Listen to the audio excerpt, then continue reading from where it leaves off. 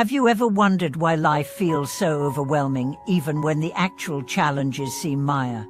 Why does your anxiety amplify while your circumstances remain the same? Could it be that your problems aren't the real source of your suffering, but rather your perspective? Welcome back to the channel. Today, we'll uncover a truth that could change the way you experience every challenge, stressor, and setback in your life. We'll explore the surprising power of a spacious mind and how our limited thinking can become the prison that generates endless suffering.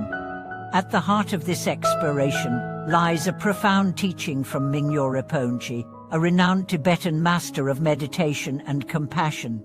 He teaches that most of our suffering does not stem from the external world, but from how we interpret and mentally respond to it. What we call reality is often just the narrow window through which we choose to look. Think about this for a moment. When you're caught in a tight spot, does your mind feel open and creative or restricted and trapped? Most people find that their thinking becomes increasingly narrow under stress. They replay negative thoughts, predict the worst outcomes, and mentally shrink until the entire universe seems to be nothing but a suffocating box. This, not the event itself, is what causes suffering. Migyur Rinpoche often reminds his students that our awareness is like a vast sky, but we often live as if we are trapped in a cardboard box. The world outside may be expansive and beautiful, but if our mental window remains small, we'll only see darkness. Consider the psychological phenomenon known as selective attention. Humans tend to focus on the one thing that's going wrong and ignore the 9 that are going right. Have you ever had a conversation where someone compliments you 10 times but offers one critique and that's all you remember for days? This is the mind's default negativity bias. It shrinks your reality until the entire room is filled with shadows. But this isn't unchangeable. You can train your mind to see more clearly. You can learn to expand the window of perception. And when you do, suffering decreases, not because the problems vanish, but because they no longer define your entire world. So how do we begin this shift? The first step is recognition. You must recognize that you are often not seeing things as they are, but as your fear paints them to be. Many people blame their suffering on external factors, bad luck, toxic people, unfair systems. But if you look closely, you'll notice something extraordinary. In the same situation, one person grows while another collapses. The difference isn't the world, it's their mind. Migyur Rinpoche says, your fear, your anger, your sadness, these are just visitors. They are not you. You don't have to believe everything they say. This is radical freedom, the ability to observe your emotions without becoming enslaved by them. You're not the storm, you're the sky in which the storm appears. Take a moment to reflect. When you last felt overwhelmed, were you fully aware of your thoughts? Or were you lost in them? Were you watching your emotions, or being dragged around by them like a leaf in the wind? Mindfulness is the antidote. By practicing simple awareness, just observing the rise and fall of thoughts, the changing waves of emotion, you start to realize that these inner storms are temporary. Like clouds, they pass. And the more you watch, the less they control you. Another powerful technique is widening the lens. Ask yourself, is there another way to look at this? Imagine you're trapped in traffic. The narrow mind says, this is horrible. I'm wasting time. Everything's ruined. The spacious mind says, maybe this delay's protecting me from an accident. Maybe I can use this time to reflect. Same situation, different suffering level. You see, the quality of your life doesn't depend on circumstances nearly as much as it depends on your interpretation of those circumstances. That's why someone living in hardship can be joyful, and someone in comfort can be miserable. The difference is their mental lens.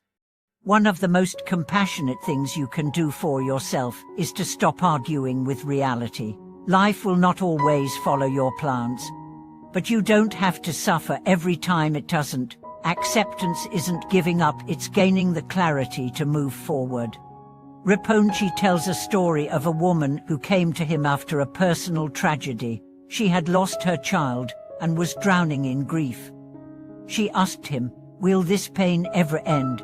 He looked at her and said gently, "The pain may remain, but your relationship with it can change." That moment began her healing. She realized she didn't have to fight the pain, she had to stop identifying with it. This is the essence of inner spaciences. When you stop fusing your identity with suffering, you reclaim your power. Another key practice is gratitude. The narrow mind only sees what's missing. The spacious mind sees what's present. Every day, countless blessings pass through your life unnoticed: a warm meal, a friend's message, the sunlight touching your skin. The more you notice, the more you grow your inner space. Gratitude is not a denial of difficulty. It's the refusal to let difficulty define your entire narrative. It's saying, yes, this is hard. And yes, beauty still exists. You can also practice shifting your focus outward. When you're stuck in your own pain, try helping someone else. This is not a distraction, it's medicine. When you care for others, your own problems shrink in proportion. This is why people who volunteer often report greater life satisfaction and lower levels of stress, even if their personal struggles remain. One woman shared her experience of depression. She had lost her job and felt worthless, but when she began volunteering at a local shelter, her perspective changed. Seeing others struggle reminded me I wasn't alone, and helping them made me feel useful again. Her depression didn't disappear overnight, but her mind space expanded. That made healing possible. Service, kindness, and compassion are not just good deeds, they are spiritual practices that widen your heart and dissolve the illusion of separateness, the illusion that says, "I am alone in this pain." Rinpoche emphasizes that all beings carry suffering, but within that suffering lies the seed of awakening. Your struggles are not obstacles, they are gateways. If you walk through them with awareness, they can become your greatest teachers. You don't need to change your life to be free. You need to change your mind. A monk once said, "When you change the way you look at things, the things you look at change." That's not just a metaphor. Neurological lie, perception rewires the brain.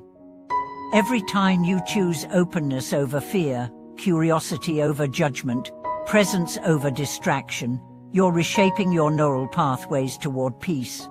So next time you're suffering, don't ask, "How do I fix this?" Ask, "How am I seeing this?" That question is the door to freedom. Thank you for watching this video. I hope today's reflection has reminded you that peace is not found in controlling life, it's found in expanding your mind to meet it. If you've had experiences where a shift in perspective changed everything, I invite you to share in the comments. And if you found this video meaningful, don't forget to like, subscribe, and share it with someone who might need a little light today. Until next time, keep expanding, keep awakening, and keep walking your path with courage.